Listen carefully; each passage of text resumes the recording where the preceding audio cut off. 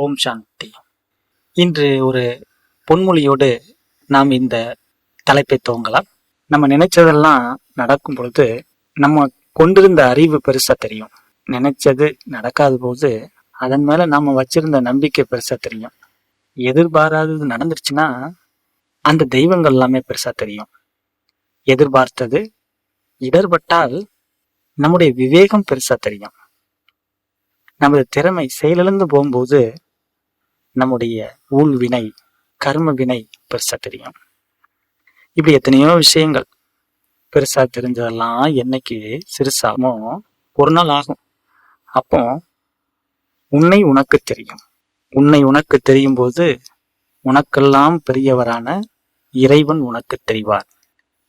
மனதில் எழும் எண்ணங்கள், புத்தியினுடைய சிந்தனைகள், உள்ளம் அனுபவித்த விஷயங்கள் இதெல்லாம் ஒரு நாள் அடங்கி இறைவன்கிட்ட ஒடுங்கும் போது நமது தலைப்பான தபஸ்யா என்பது ஆரம்பமாகிறது.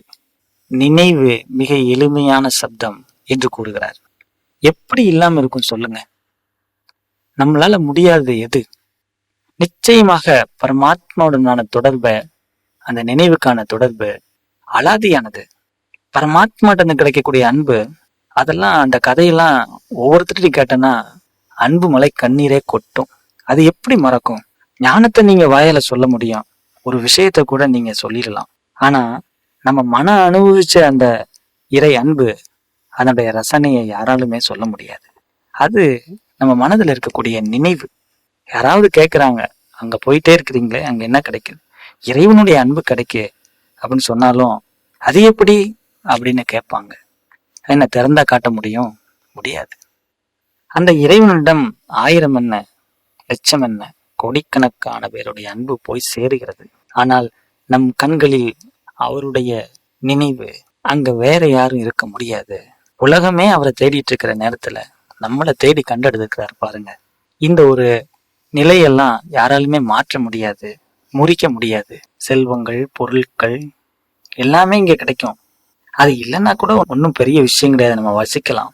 ஆனா இறைவனுடைய இதய சிம்மாசனம் அது இமை போல நம்மளை பாதுகாக்குது. அங்க வெப்பம் இல்லை, குளிர் இல்லை, எல்லாத்துக்கும் மேல அது ஒரு உள் மூச்சு. அது எப்படி அந்த நினைவு இல்லாம இருக்கும்? எப்படி இருந்து நம்மளை எப்படி மாற்றி இருக்கிறார் பாபா. இது ஒரு பெரிய பந்தம்.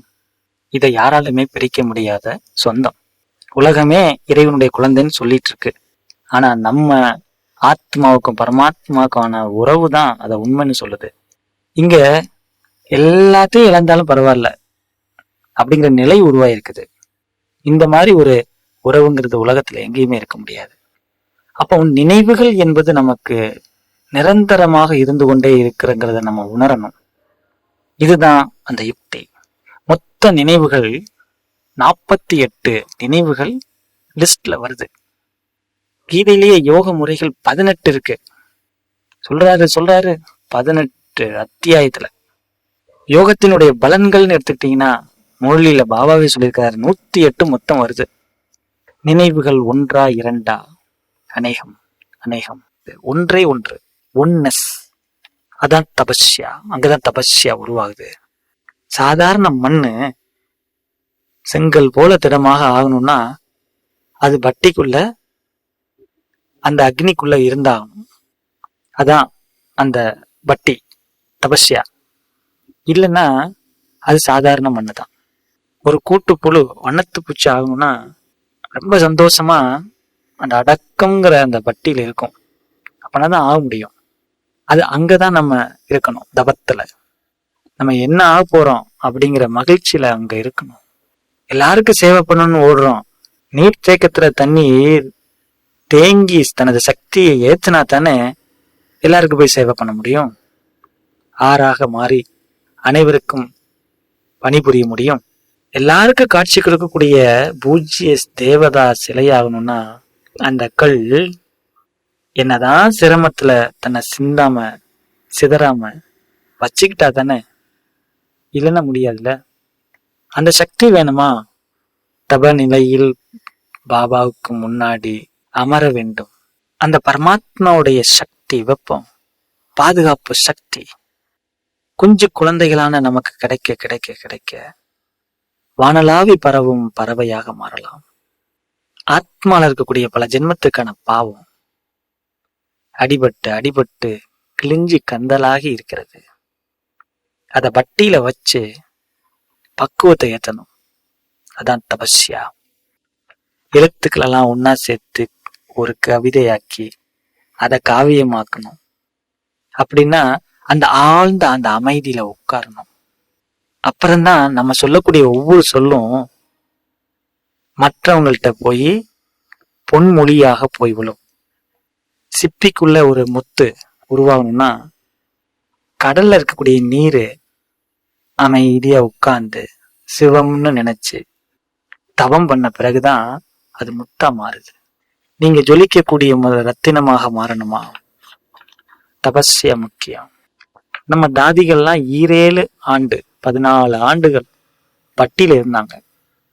தபஸ்யா தான் பண்ணாங்க. அவங்க வந்தாங்கன்னா லட்சக்கணக்கான பேர் வராங்க. சென்னையிலையும் பார்த்தோம், மதுரையிலையும் பார்த்தோம். எப்படி நடந்துச்சு? அவங்க செஞ்ச தபஸ்யா. ஒரு குழந்தை 10 மாதம் அந்த குகைக்குள்ள இருக்க மாட்டேன்னா என்ன ஆகும்? அதுதான் அந்த தபஸ்யா. மல்லாந்து கிடக்கக்கூடிய அந்த மொட்டு தபம் பண்ணும். அப்புறம்தான் மலர்ந்து மனம் வீசும் மலராகும். ஆக தபஸ்யா உங்களுடைய நினைவு சின்னம் தில்வாடா கோயில்ல இருக்கு. பாபா சொல்றாரு, சங்கரோட உருவத்தை பாருங்க. அவர் எப்படி ஆடாது அசையாது அமர்ந்திருக்கிறாரு. யோக ஆசனத்தில் அமர்ந்திருக்கிறாரு. அந்த தேக உணர்வே அவருடைய அந்த பொசிஷன்ல தெரியாது. விஷமான பாம்பை அடக்கி அமர்ந்திருப்பாரு. நினைவு சுரூபத்தில் இருப்பாரு. யாருடைய நினைவு சுரூபம்? சிவன் யாரு நினைக்கிறாரு? குழந்தைகளாகிய நம்மளைத்தான். நம்ம நினைக்கிறோம்னா நிச்சயமா அவரை நம்மளை நினைச்சுதான் ஆகணும். நினைவின் மூலமாக நினைவு. நம்மளாவது ஒருத்தர் தான் நினைக்கிறோம். பாவம் அவரு நம்ம எல்லாத்தையும் நினைக்கணும். ஆனா நீங்க நினைச்சோடனே அவர் நினைச்சிருவாரு. அதுல வித்தியாசம் கிடையாது. அவருடைய கண்களை பார்த்தா அந்த கான்சன்ட்ரேஷன் பவர் தெரியும். இந்த டிராமா ஞானத்தை திரிசூலமாக வச்சிருப்பார் பாருங்க. ஞான உடுக்கை. கண்களை திறந்து நெற்றி கண்ல சக்திகளை வழங்கி கொண்டே இருக்கக்கூடிய பொசிஷன். இது நம்முடைய நினைவு சின்னம். எனவே தபஸ்வி மூர்த்திகளாக நீங்க ஆகணும். யோகியா இருங்க, பவித்திரமாக இருங்க. உங்களால ஓட முடியுதுன்னா தயவு செய்து நடக்காதீங்க. ஏன்னா ஓட முடியும்ல.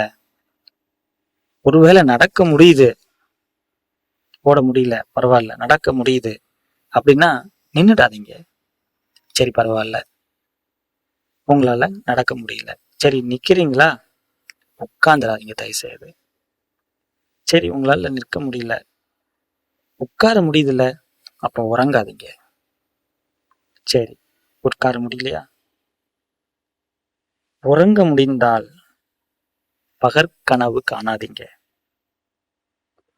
உழைக்க முடிந்தால் ஓயாதீங்க. ஓம் சாந்தி.